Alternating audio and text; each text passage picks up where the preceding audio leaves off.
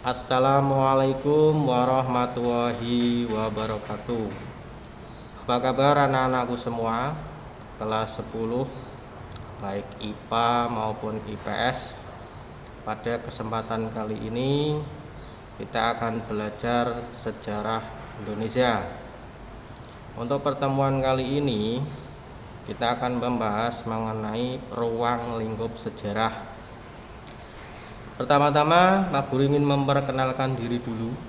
Nama saya Wah Malikin, mengampu mata pelajaran sejarah Indonesia. Oke, untuk menyingkat waktu, kita langsung saja masuk ke materi. Sejarah. Kata sejarah berasal dari bahasa Arab, yaitu kata syajaratun, yang berarti pohon atau keturunan. Sejarah dalam bahasa lain seperti bahasa Inggris, history yang artinya masa lampau umat manusia. Dalam bahasa Yunani, historia yang berarti belajar. Dalam bahasa Jerman, Geschichte artinya sesuatu yang telah terjadi. Pengertian sejarah. Secara umum, pengertian sejarah adalah suatu ilmu pengetahuan yang mempelajari segala peristiwa atau kejadian yang telah terjadi pada masa lampau dalam kehidupan umat manusia. Sumber sejarah ada 3. Yang pertama sumber lisan, yang kedua sumber tertulis, yang ketiga sumber benda atau artefak. Sumber lisan adalah sumber yang diperoleh dari penuturan yang terlibat atau yang menyaksikan sejarah. Jadi sumber lisan ini ada pelaku dan saksi. Kalau di tempat kalian ada orang tua yang umurnya 85 tahun, itu bisa dikatakan saksi sejarah karena beliau lahir sebelum Indonesia merdeka. Itu namanya saksi sejarah yang masih hidup. Kalau pelaku sejarah itu orang yang melakukan sejarahnya sendiri, seperti Bung Karno tapi orangnya sudah meninggal. Yang berikutnya sumber tulisan. Keterangan tentang peristiwa masa lampau yang disampaikan secara tertulis. Contoh, tulisan teks proklamasi itu merupakan sumber sejarah bentuk tulisan. Kemudian sumber benda atau artefak. Sumber benda atau artefak adalah sumber benda yang berasal dari benda-benda kebudayaan. Contoh, ada penemuan kampak yang terbuat dari batu, seperti kampak lonjong, kampak corong. Terus ada peninggalan candi-candi seperti Candi Borobudur, Candi Prambanan. Nah, itu merupakan bentuk artefak atau sumber sejarah benda. Ruang lingkup sejarah. Sejarah sebagai suatu peristiwa, sejarah juga sebagai kisah, sejarah juga sebagai ilmu, sejarah juga sebagai seni. Sejarah sebagai suatu peristiwa itu mempunyai keunikan dan penting abadi. Sejarah sebagai kisah itu mengisahkan cerita-cerita masa lalu untuk kita pelajari. Sejarah sebagai ilmu pengetahuan. Yang berikutnya sejarah sebagai seni. Ya jelas, seperti contoh peninggalan Candi Borobudur, Candi Prambanan, itu merupakan peninggalan seni sejarah zaman dahulu, maka dikatakan sejarah sebagai seni. Konsep berpikir kronologis, diakronis, sinkronis, ruang dan waktu dalam sejarah. Konsep berpikir kronologis. Kronologi berasal dari kata kronos yang berarti waktu dan logos yang berarti ilmu. Kronologi dapat diartikan sebagai ilmu yang mempelajari tentang waktu. Kronologi dalam sejarah merupakan urutan peristiwa sejarah yang terjadi. Peristiwa-peristiwa yang telah diklasifikasikan itu lalu disusun secara runut berdasarkan waktu kejadian berlangsung. Konsep berpikir diakronis. Diakronis artinya mempelajari sejarah dalam kurun waktu yang berurutan. Diakronis bersifat memanjang dalam waktu tetapi terbatas dalam ruang.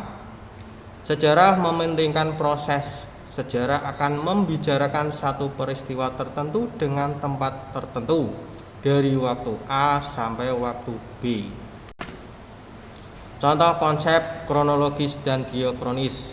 Ini ada gambar grafik, kalian bisa lihat dan dipahami.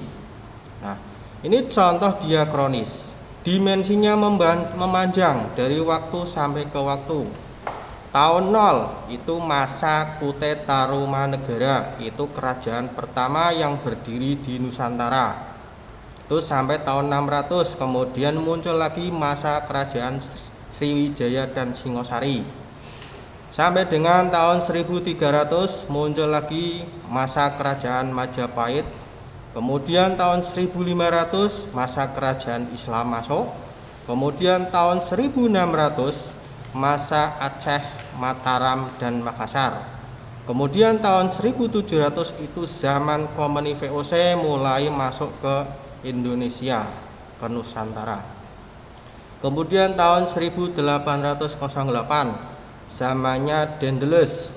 Kemudian tahun 1811 zamannya British Government dalam masa penjajahan Inggris. Kemudian tahun 1816 zaman Nederland.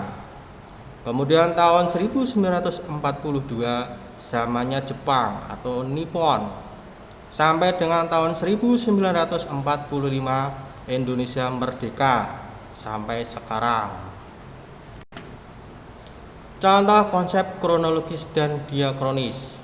Peristiwa kemerdekaan Indonesia 17 Agustus 1945. Menyerahnya Jepang akibat dari pemboman di kota Hiroshima dan Nagasaki. Golongan pemuda mendengar bahwa Jepang menyerah. Golongan pemuda memaksa golongan tua untuk merdeka. Penculikan Soekarno dan Hatta ke Rengas Dengklok. Tanggal 17 Agustus 1945, Indonesia memerdekakan diri dari penjajahan Jepang. Konsep sinkronik. Konsep sinkronik adalah mempelajari peristiwa sejarah pada kurun waktu tertentu dan khas ilmu sosial. Cara berpikir sinkronik adalah melebar dalam ruang serta mementingkan struktur dalam suatu peristiwa. Contoh, tragedi G30 SPKI terjadi pada tanggal 1 Oktober. Pada saat itu terjadi penculikan dan pembunuhan 7 jenderal tentara dan beberapa orang lainnya. Soeharto pada saat itu diperintahkan untuk mengambil alih tentara dan menyelamatkan Soekarno. Soekarno berhasil menuju Istana Presiden di Bogor. Soeharto bersama pasukan yang berhasil mengambil kontrol semua fasilitas yang sebelumnya direbut oleh G30 SPKI. Itu contoh konsep sinkronis.